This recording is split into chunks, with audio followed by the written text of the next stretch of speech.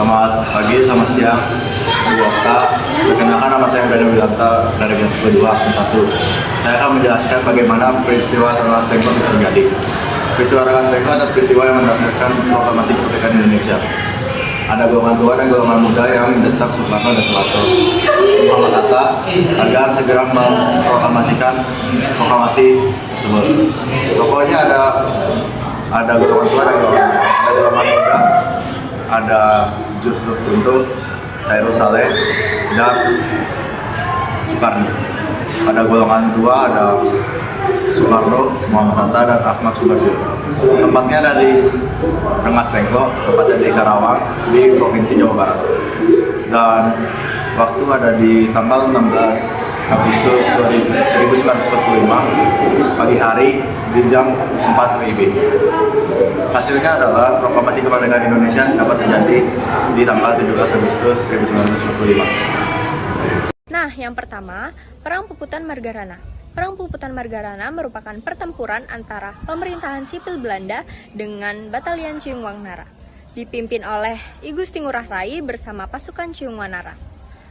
Perang ini menjadi simbol keberanian rakyat Bali untuk mempertahankan kemerdekaan Indonesia. Perang ini terjadi 20 November 1946 di Desa Marga, Tabanan, Bali. Tokoh yang terlibat yaitu I Gusti Ngurah Rai bersama pasukan Ciungwanara beserta pasukan di pihak sekutu. Hasil dari perang ini yaitu gugurnya I Gusti Ngurah Rai bersama pasukan Ciungwanara dan kemenangan di pihak sekutu. Perang Diponegoro atau Perang Jawa berlangsung pada 1825 sampai 1830 di Jawa Tengah dan Jawa Timur, dipimpin oleh Pangeran Diponegoro bersama tokoh-tokohnya yaitu seperti Kiai Mojo dan Sentot A. Prawirodirjo melawan penjajahan Belanda. Konflik ini menjadi salah satu perang terbesar di Indonesia pada masa kolonial. Akhirnya berkat strategi Belanda, Pangeran Diponegoro berhasil ditangkap pada 1830 yang menandai akhirnya perlawanan bersenjata rakyat Jawa. Selanjutnya adalah Pertempuran Surabaya. Jadi, Pertempuran Surabaya merupakan pertempuran besar yang terjadi di kota Surabaya antara rakyat melawan tentara sekutu dan juga Belanda. Rakyat Surabaya bersama dengan para berjuang untuk mempertahankan kemerdekaan Indonesia dari upaya Belanda kembali berkuasa. Peristiwa ini kemudian dikenang sebagai Hari Pahlawan yang diperingati setiap 10 November.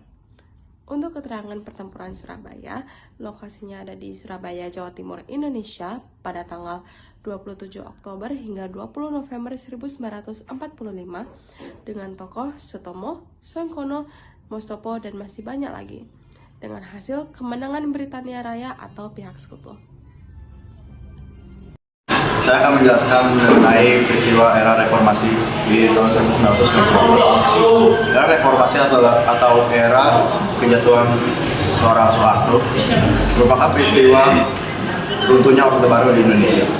Ada beberapa mahasiswa dan rakyat yang turun ke jalan untuk berpartisipasi untuk menyumbangkan suara. Pokoknya ada B.J. Habibie, Soeharto, dan warga dan mahasiswa. Waktunya ada di bulan Mei 1998. Itu adalah tempatnya puncak gerakan, dan di tanggal 21 Mei 1998 ada waktu di mana seorang Soeharto mengundurkan dirinya sendiri. Hasilnya adalah digantikan Soeharto digantikan oleh presiden yang bernama B.J. Habibie, dan mulai muncul ada aturan baru yaitu kebebasan berpolitik dan kebebasan bersuara. Amandemen UUD 1945 dapat diberlakukan juga. Nah, kemudian ada Trikora. Trikora adalah operasi militer gabungan Uni Soviet Indonesia yang bertujuan untuk merebut kembali jajahan Belanda di Nugini Belanda pada tahun 1961 hingga 1962. Ini terjadi di Irian Barat pada 19 Desember 1961 hingga 15 Agustus 1962. Nah, tokoh-tokoh yang terlibat yaitu Presiden Soekarno, Mayor Jenderal Soeharto, Mayor Jenderal Ahmad Yani, dan Brigadir Jenderal Surjadi, serta pihak sekutu, salah satunya W.A. Van Heeven. Selanjutnya, tanam paksa adalah sistem pertanian yang diberlakukan pemerintah kolonial Belanda pada tahun 1830 dengan mewajibkan rakyat menanam tanaman ekspor seperti kopi, tebu, dan teh di sebagian tanah mereka. Sistem ini memberikan keuntungan besar bagi Belanda, tetapi menimbulkan penderitaan bagi rakyat karena harus menyerahkan tanah, tenaga, dan hasil panen, sehingga terjadi kelaparan dan kemiskinan. Akhirnya, setelah banyak kritik, tanam paksa dihapus pada tahun 1870 dan diganti dengan sistem ekonomi liberal, meskipun eksploitasi tetap berlangsung dengan cara lain. Dan yang terakhir adalah konferensi meja bundar. Jadi, konferensi meja bundar merupakan perundingan antara Indonesia, Belanda, dan BFO yang berlangsung di Den Haag, Belanda. Tujuannya adalah untuk menyelesaikan konflik agresi militer Belanda kedua dan mencari jalan keluar untuk pengakuan kedaulatan Indonesia. Untuk keterangannya itu lokasinya di Den Haag, Belanda.